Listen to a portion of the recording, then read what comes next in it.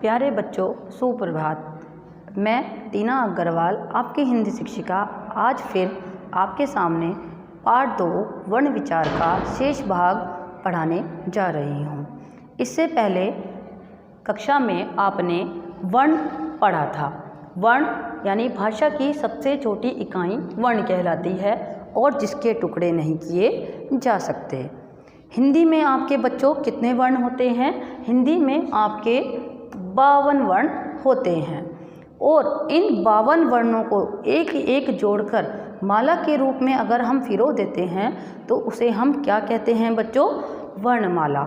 जैसे हम फूलों को एक माला में पिरोकर उसे फूल माला कहते हैं, उसी तरह हमने वर्णों को एक माला में अगर पिरो दें तो उसे वर्णमाला कहते हैं। यानी वर्णों के व्यवस्थित समूह को वर्णमाला कहते हैं।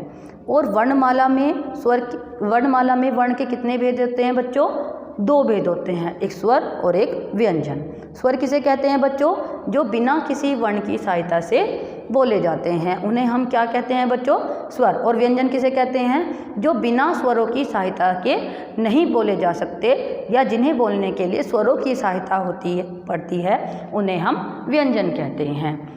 उसके बाद आता है बच्चों आपका र के संयोग से, जो हम आज की कक्षा में पढ़ेंगे। र भी व्यंजन के रूप में आता है, लेकिन अगर यह स्वर रहित हो जाता है तो यह किस रूप में प्रयोग होता है? आइए देखिए बच्चों। एक रै प्रयोग होता है रेफ के रूप में, जिसकी मात्रा होती है यह रै स्वर रहित होता है। जब रै किसी व्यंजन से पहले आए तो वह आगे वाले वर्ण पर रेफ के रूप में लगाया जाता है। यानी इस तरीके के चिन्ह को हम क्या बोलते हैं बच्चों? रेफ। जैसे र प्लस श प्लस श्र। उसके बाद देखिए बच्चों, हमने एक शब्द बनाया है रेफ से, हर्ष, जिसको हमने वर्ण विच्छेद कर भी आपको समझाने का प्रयास किया है। ह प्लस अ प्लस र प्लस श प्लस ए। हमने यहाँ बताया था बच्चों आपको र स्वर रहित होता है, जैसा कि इसमें आपको दिखाया गया है कि र स्वर रहित है और यहाँ भी र स्वर रहित है। और उसके बाद क्या है? जब र किसी व्यंजन से पहले आए, और यहाँ पर ये व्यंजन से पहले भी आया है और यहाँ भी ये व्यंजन से पहले आया हुआ है, तो इसमें हम र को किस रूप में प्रयोग करते हैं? रेफ के रूप में प्रयोग कर देते हैं। ये होती है रेफ की मात्रा। अब आते हैं हम दूसरे भाग पर बच्चों, जिसे हम रे पदेन बोलते हैं और जिसमें ये खड़ी पाई होती है। यदि रे से पहले व्यंजन स्वर रहित हो तो रे पूर्व व्यंजन के नीचे इसके रूप में आता है, यानी ऐसी मात्रा के रूप में आता है। ये मात्रा आपने कई बार लिखते हुए प्रयोग की है, जैसे प प्लस र और क्या बन गया बच्चों? प्र। हमने पढ़ा था बच्चों, यदि रै से पहले व्यंजन स्वर रहित हो, यानी रै से पहले कैसा है व्यंजन? आधा है, यानी स्वर रहित है, तो ये इस रूप में लग जाता है। उसमें क्या था बच्चों? उसमें जब रै किसी व्यंजन से पहले आए, और इसमें क्या है? रै से पहले व्यंजन आधा हो तो उसमें ये इस तरह से लगता है, जैसे कि प्रकार। उसके बाद आता है बच्चों, ये भी एक पदेन ही है, रा। इसको हम सिर्फ मात्रा के इस रूप में प्रयोग करते हैं। इसका क्या है?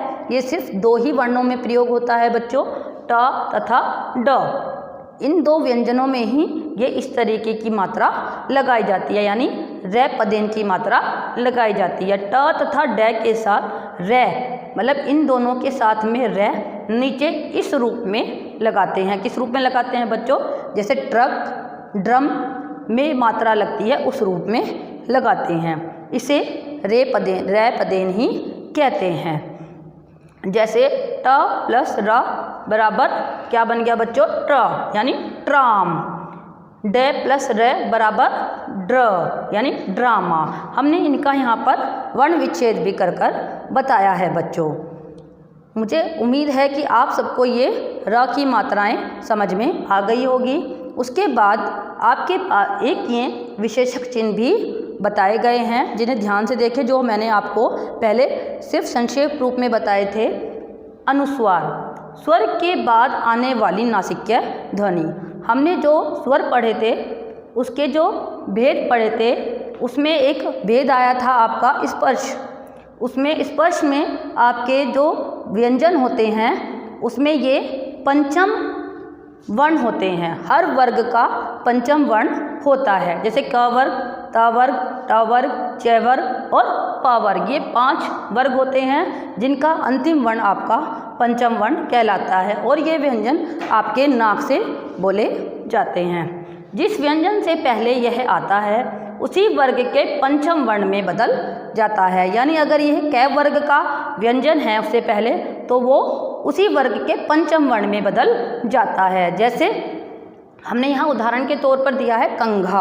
अब यहाँ पर कै भी कै वर्ग का है और घै भी कै वर्ग का है, लेकिन जब हम इसमें अनुस्वार का प्रयोग करेंगे तो उसके अनुस्वार के बदले हम यहाँ पर उसके पंचम वर्ग का प्रयोग करेंगे। जैसे हमने यहाँ पर आपको दिखाया है, कै के बीच में हमने क्या प्रयोग किया है, कै वर्ग का पंचम वर्ण कंघा। दूसरा इसका भाग होता है बेटा अनुनासिक। ध्वनियों के उच्चारण में हवा नाक और मुंह दोनों से निकलती है।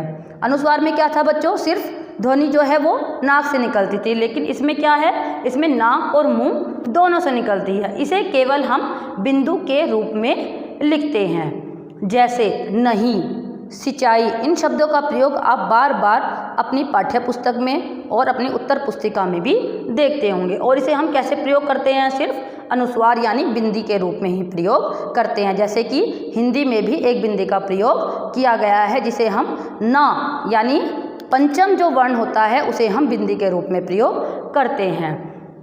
तीसरा आता है आपका बच्चों विसर्ग। इसका प्रयोग हम सिर्फ तत्सम शब्दों में ही करते हैं। पहले हमने विसर्ग आपको बताया था, लेकिन इसका प्रयोग तत्सम शब्दों में होता है, जैसे प्रातः, यानी जो संस्कृत के शब्द होते हैं उनमें ही इनका प्रयोग होता है। उसके बाद आती हैं बच्चों आपकी आगत ध्वनियाँ। ये भी आपके वर्ण विचार का ही एक भाग होता है जिसका आपको जानना बहुत ज़रूरी है। इसमें भी 2 होते हैं, एक स्वर और एक व्यंजन। स्वर में आ, ये क्या होता है आपका स्वर का आ, इसके ऊपर जो ये आपका मात्रा है ये ध्वनि अंग्रेजी से आई है, ये हिंदी की नहीं है, ये इसमें अंग्रेजी से आई है। जैसे बॉल, ऐसे शब्दों का प्रयोग अंग्रेजी से आने के कारण ही इसे आगत ध्वनियाँ कहते हैं। व्यंजन में सिर्फ 2 वर्ण हैं, ज़ व फा। हमारी हिंदी में जब जय और फै को बोलते हैं तो जय और फै बोलते हैं, लेकिन जब वो आगत ध्वनियों के रूप में प्रयोग होता है तो हम उसे जय और फै नहीं ज़ा और फा बोलते हैं।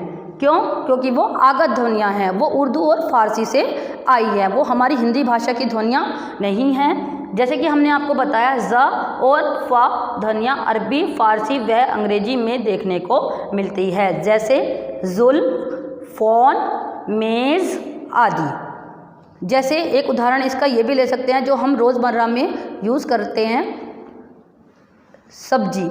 हमारे यहाँ क्या बोला जाता है बच्चों, सब्जी, लेकिन अगर हम उर्दू और फारसी के अनुसार देखें तो उसे लोग आगत वर्ण आने के कारण सब्जी भी बोलते हैं।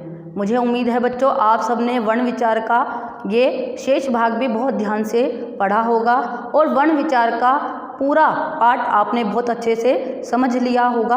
अगर इसके बाद भी आपको कोई समस्या हो तो मुझे संदेश के द्वारा या फ़ोन के द्वारा आप मुझसे बात कर सकते हैं और अपनी समस्याओं का समाधान कर सकते हैं। धन्यवाद बच्चों।